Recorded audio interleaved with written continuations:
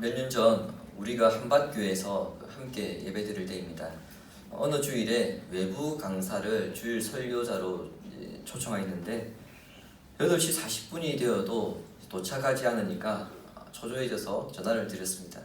그랬더니 가고 있는데 잠시 후에 도착한다는 겁니다.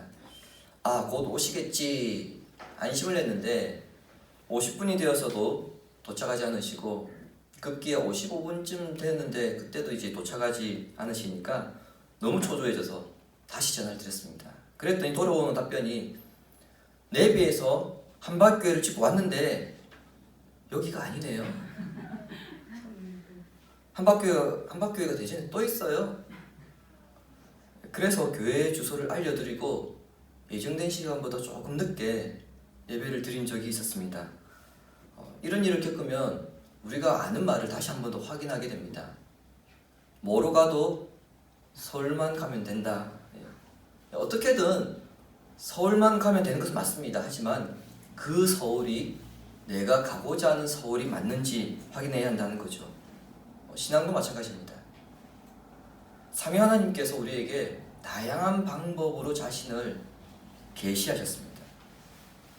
하나님의 능력과 심성이 하나님께서 만드신 모든 우주 만물 가운데에 분명하게 나타나도록 해놓으셨기 때문에 어느 누구도 하나님을 부인할 수 없으며 핑계대지 못하게 하셨습니다.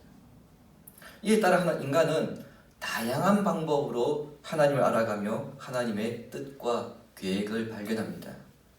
그러나 다양한 방법으로 우리가 하나님을 알아가는 것은 좋지만 최종 목표인 삼위 하나님에 대한 잘못된 이해를 하게 될 때에 하나님에 대한 계획을 우리가 잘못 이해하는 것은 물론이고요. 우리가 수요일마다 공부하는 주제처럼 자칫 이단에 쉽게 빠지기도 합니다. 예수님의 제자들도 처음에는 잘 몰랐습니다. 그 가운데 사도들이라 불리는 12명의 제자들은 예수님을 따라다니면서 주님께로부터 직접 가르침을 보았고 예수님의 신적인 능력을 두 눈으로 직접 보았죠. 그리고 그 주님으로부터 하나님의 구원 계획을 직접 들었습니다. 그럼에도 불구하고 우리가 계속해서 살펴보고 있는 바와 같이 유대인들인 사도들은 하나님의 구원을 굉장히 제한적으로 그렇게 생각했습니다. 정확하게 표현하자면 그들은 예수님을 통한 하나님의 구원 계획을 제대로 이해하지 못했던 것이죠. 대표적인 사람이 베드로였습니다. 잠시 뒤에 베드로가 고넬료에게 선포하는 설교를 우리가 보게 되겠지만 이미 베드로는 앞에서 3번의 설교를 했습니다. 그에게 있어서 구원은 여전히 유대인에게 한정되어 있었던 것을 우리는 볼 수 있습니다. 따라서 하나님은 다른 방법으로 베드로에게 하나님의 구원 방법, 하나님의 구원 계획을 보여주셨는데 그 계시의 방법이 뭐냐면 환상이었죠. 환상이라고 하는 이 방법이 아니고서는 이방인에 대한 선입견, 그 편견을 깰 수 없었기 때문입니다. 하늘에서 내려오는 그 보자기 사건을 통해서 베드로는 이방인들이었던 고넬료가 보낸 사람들을 집안으로 받아들여서 그들과 하루 유숙하게 됩니다. 그 다음날 그 이방인들과 함께 이제 고넬료의 집에 가서 고넬료를 만나게 됩니다. 이것 자체가 베드로에게는 사실 대단한 일이고요. 혁명적인 사건입니다. 당시 시대적 사회적 분위기를 볼 때에 유대인이 이방인과 함께 모여 밥을 먹는다? 그리고 이방인의 집을 간다? 그것은 유대인들로부터 조롱당하는 것은 물론이고 자칫 돌맞을 수 있는 일입니다. 그 정도로 이방인에 대한 편견이 끼어진 베드로가 고넬료를 만나서 이 환상을 보여주신 하나님의 계획대로 이방인을 향한 구원을 선포하기 위해서 설교를 하는데 그 설교가 오늘 우리가 함께 교독했었던 본문입니다. 설교를 시작하기에 앞서 그는 자신이 깨달은 2가지를 먼저 진술합니다. 첫 번째 깨달음은 하나님은 혈통과 민족을 차별하지 않으신다는 겁니다. 34절을 다시 보시기 바랍니다. 베드로가 입을 열어 말하되 내가 참으로 하나님은 사람의 외모를 보지 아니하시고. 외모를 보지 않는다. 우리 한글 성경에 이렇게 번역된 헬라어 단어의 원뜻은요, 얼굴 앞면을 취하다입니다. 얼굴 앞면을 취하다. 그러니까 외모를 보지 않는다는 것은 얼굴을 보고 사람을 선택하지 않는다, 이런 의미입니다. 얼마나 다행입니까? 만일 하나님께서 얼굴을 보고 구원하실 자들을 선택하신다면 우리는 당장 성형외과와 피부과 예약을 해야 합니다. 그리고 피트니스 클럽이나 필라테스 예약하러 가야죠. 그럼에도 불구하고 키는 참 어쩔 수가 없습니다. 그렇기 때문에 결국 구원받는 사람들은 극소수일 겁니다. 외모를 보지 않는다는 것은 외적인 조건으로 차별 대우를 하지 않는다, 이 뜻인데, 이것은 하나님의 일관된 원칙입니다. 이스라엘의 초대왕 사울의 상태가 엉망진창되었을 때 하나님께서 새로운 왕 다윗을 선택하시고 그에게 기름 붓기 전에 사무엘에게 이렇게 말씀하셨습니다. 사무엘상 16장 7절을 함께 읽겠습니다. 주부했습니다. 여호와께서 사무엘에게 이르시되 그 용모와 신장을 보지 말라. 내가 이미 그를 보렸노라. 외모를 보거니와 나 여호와는 중심을 보느니라. 아멘. 현빈처럼 키가 크고 잘생긴 것, 그것은 사람의 기준입니다. 하나님의 기준은 그 기준이 아니라 중심이라는 겁니다. 이것은 구원에 있어서도 동일합니다. 유대인이냐 이방인이냐, 그것은 유대인들이 사는 세상의 기준입니다. 베드로도 지금까지 그 기준으로 살아왔습니다만 이제는 더 이상 그 기준이 무의미하다, 이것을 선언합니다. 두 번째 깨달음은 하나님의 구원은 민족에게 적용되는 것이 아니라 개인에게 적용된다는 것입니다. 35절 보십시오. 각 나라 중 하나님을 경외하며 의를 행하는 사람은 다 받으시는 줄 깨달았도다. 각 나라 중이란 모든 민족을 가리킵니다. 더 이상 모든 민족들 가운데서 어느 특정한 한 민족만을 선택하셔서 구원하시는 것이 아니라 한 민족 안에서도 구원의 반열에 오르고 못 오르는 사람이 있더라는 겁니다.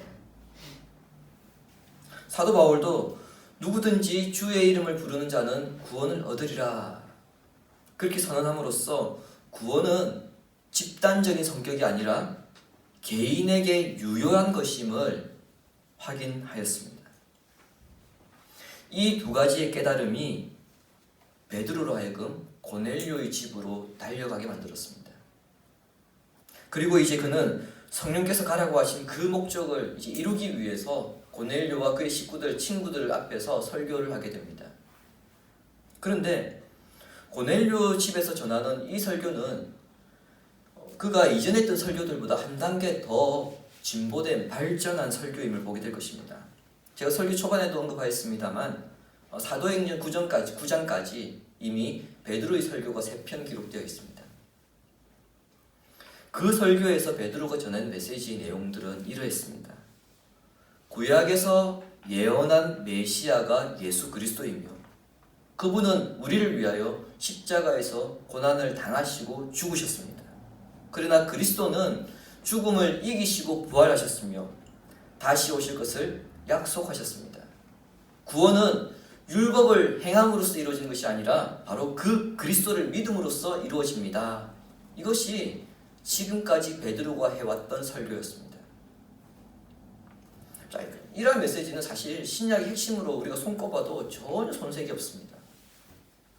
하지만 환상을 통해서 두 가지 사실을 깨달은 베드로는요, 그의 설교를 통해서 예수 그리스도에 대해 더 분명하게 그리고 명확하게 드러냅니다. 그의 설교의 메시지는 두 가지입니다. 첫 번째 메시지는 예수 그리스도가 만유의 주시다, 이것입니다. 36절부터 38절까지가 예수 그리스도가 만유의 주다, 이것을 증언하는 것인데 특별히 36절을 보시기 바랍니다. 만유의 주 되신 예수 그리스도로 말미암아 화평의 복음을 전하사 이스라엘 자손들에게 보내신 말씀, 만유란 말은 말 그대로 모든 만물을 가리킵니다. 우주와 인생과 모든 물질과 영의 세계를 포함한 것이고요. 무생물로부터 시작하여서 모든 식물과 동물, 사람에게 이르기까지 모든 존재들을 포함하는 것입니다. 더 크게 분류하자면 눈에 보이는 것과 보이지 않는 것, 이 모든 것이 존재하는데 이것의 주인이 누구냐? 예수 그리스도이다, 이 말입니다. 다르게 표현하자면 이 세상에 존재하는 모든 우주 만물이 만들어지던 그 창조 역사에 하나님과 함께 예수 그리스도께서 계셨다, 이 말입니다. 즉 예수님은 우리를 위해 속죄 제물로 오셔서 죽음에서 구원하신 구세주가 되시지만 동시에 그분은 성부 하나님께서 천지를 창조하실 때에 함께 계셨던 삼위일체 주님이시다. 이것을 지금 베드로가 얘기하고 있는 겁니다. 베드로가 깨달은 두 가지 가운데서 하나가 뭐였습니까? 하나님은 외모를 보시지 않는다 했죠. 그 깨달음을 바탕으로 그의 설교의 두 가지 메시지 중에서 첫 번째 메시지와 연결한다면 이 설교는 유대인 입장에서는 정말 천지가 개벽할 만한 그런 메시지입니다. 예수 그리스도께서 만유의 주가 되신다는 것은 유대인의 주도 되시지만 동시에 이방인의 주도 되신다는 의미이죠. 베드로는 예수가 만유의 주이시다, 이 사실을 통해서 그분이 전하는 복음은 화평의 메시지이다, 이것을 강조합니다. 여기서 화평은 구약에서 언급하고 있는 샬롬입니다. 샬롬은 하나님께서 천지를 창조하고 나신 뒤에 보시기에 심히 좋으셨더라, 바로 그 상태입니다. 하나님께서 보시기에 전혀 손댈 데가 없는 아주 완벽한 그 상태, 그 상태가 샬롬이거든요. 그런데 그 샬롬이 깨졌습니다. 아담의 범죄로 인해 그 샬롬이 깨졌습니다. 그 샬롬을 다시 누리기 위해서는 한 가지 방법밖에 없습니다. 하나님과 동행하는 것입니다. 샬롬의 근본이신 하나님께서 동행하실 때 깨어진 샬롬이 회복되기 때문이죠. 따라서 천지를 창조하실 때에 그 성부와 함께 하셨던 주님이 이 땅에 오셨을 때 하나님은 그리스도를 통해 이 땅의 샬롬을 회복하셨는데 그 증언이 38절입니다. 하나님께서 그리스도에게 성령을 부어주시니까 그리스도께서 선을 행하시고 악과 고통과 마귀에 눌려있는 자들을 구원하셨다는 겁니다. 사도 바울도 이 사실을 증언합니다. 에베소서 2장 14절과 15절을 우리 함께 읽겠습니다. 그는 우리의 화평이신지라 둘로 하나를 만드사 중간에 막힌 담을 어시고 원수된 것 곧 의문에 속한 계명의 율법을 자기 육체로 폐하셨으니 이는 이 둘로 자기의 안에서 한 새 사람을 지어 화평하게 하시고. 아멘. 막힌 담이란 유대인과 이방인 사이를 갈라놓은 그 담을 의미합니다. 자, 그렇다면 화평이란 무엇입니까? 그 담이 무너진 것이죠. 지금까지는 구원이 민족이나 핏줄이나 율법 준수 여부로 결정되었다고 여겼습니다. 그런데 그와 같은 담은 이제 그리스도로 인해 완전히 무너졌다는 거죠. 유대인, 이방인으로 나누어졌던 이 기준이 이제 그리스도 안에서 둘이 합쳐집니다. 그래서 뭐만 있습니까? 새 사람만 있습니다. 더 이상 유대인이냐 이방인이냐 이것은 무의미합니다. 이제는 새 사람이냐 아니냐 그것만 남아 있습니다. 자, 이렇게 화평의 복음은 하나님과 사람 사이에, 그리고 사람과 사람 사이에 샬롬을 누리게 할 뿐만 아니라 마귀에게 눌린 자들을 고침으로써 샬롬을 누리게 합니다. 눌림을 당한다는 것은요, 지배를 당하고 억압을 당한다는 겁니다. 모든 상황을 그렇게 우리가 연결시킬 수 없습니다만 마귀에게 눌림을 당하면 육체적 고통을 당하기도 하고요, 정신적으로 눌림을 당하기도 하죠. 그래서 중독에 빠지기도 하고 정의를 왜곡하기도 하고 마음에 극심한 고통을 겪기도 합니다. 그렇게 살아가는 사람들이 있죠. 예수 그리스도의 이름은 그러한 상황에 놓여 있는 자들에게 참 자유와 회복을 누리게 합니다. 그러므로 베드로는 여러분들과 나, 우리 모두를 참된 구원에 이르게 하시며 성령을 통한 참된 평화를 주시는 분은 누구이냐? 바로 만유의 주이신 예수 그리스도이다. 따라서 그분을 믿어야 합니다. 이것을 지금 권면하고 있는 것입니다.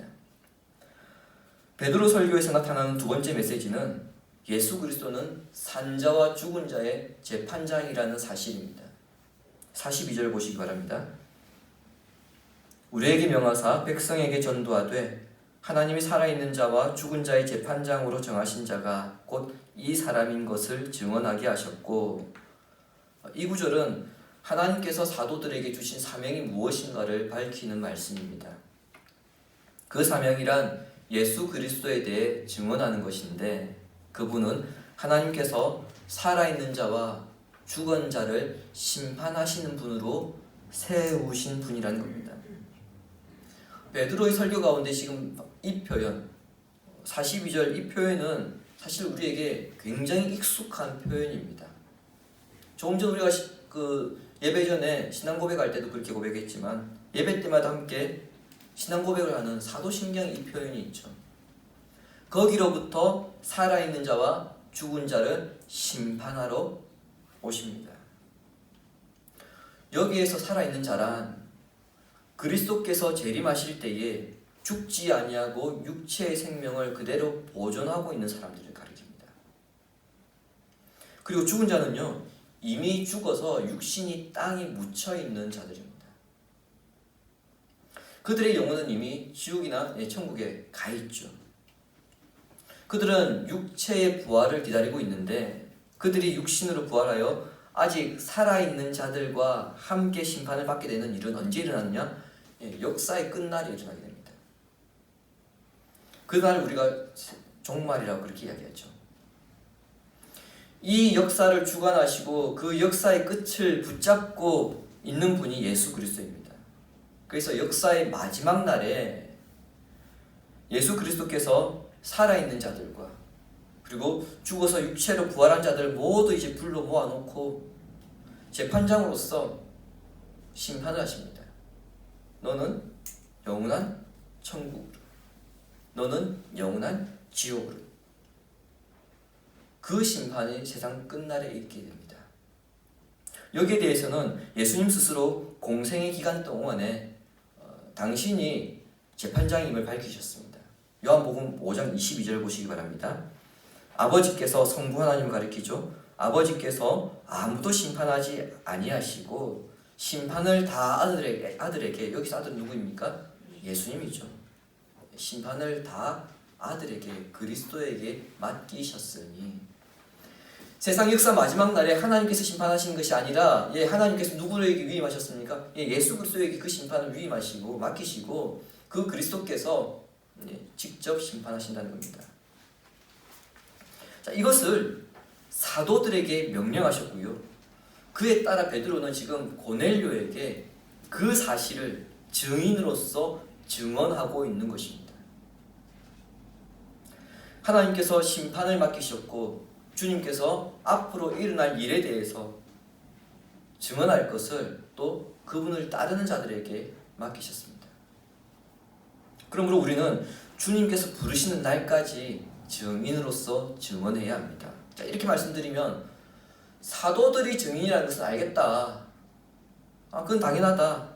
그런데 왜 우리가 증인이냐? 이렇게 의아해하는 분들이 있습니다. 결론부터 먼저 말씀드리자면 우리는 증인 맞습니다. 증인의 자격 요건이 무엇입니까? 어떤 사건을 직접 두 눈으로 보든지 아니면 듣든지 해야 합니다. 그래서 내가 그것을 들었다 아니면 내가 보았다 그것을 말하는 것, 그것이 증언이죠. 우리는 최초의 증인들인 사도들이 기록해 놓은 말씀을 우리가 보았습니다. 성령께서 우리의 가운데 죄 사함을 통한 구원을 주셨다는 것을 우리는 확신하기 때문에 우리는 증인이 되는 것입니다.